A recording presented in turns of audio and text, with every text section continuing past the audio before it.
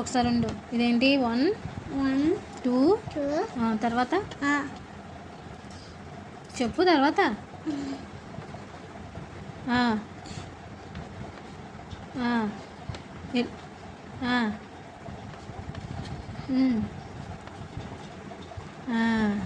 కరెక్టేనా? ఒకసారి చేతి ఒకసారి ఉండు. కరెక్టేనా? 1 2 3 4 7 8 P10. అసలు కరెక్ట్గా రాసావి.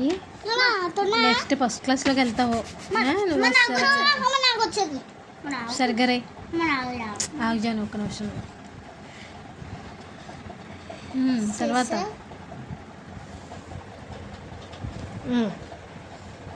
పెద్ద ఎగ్జామ్ రాసేస్తున్నట్టే. ఏంటి 1 2 5 4 3 ఏంటి అసలు? చూసారండి మా పిల్ల చదువు.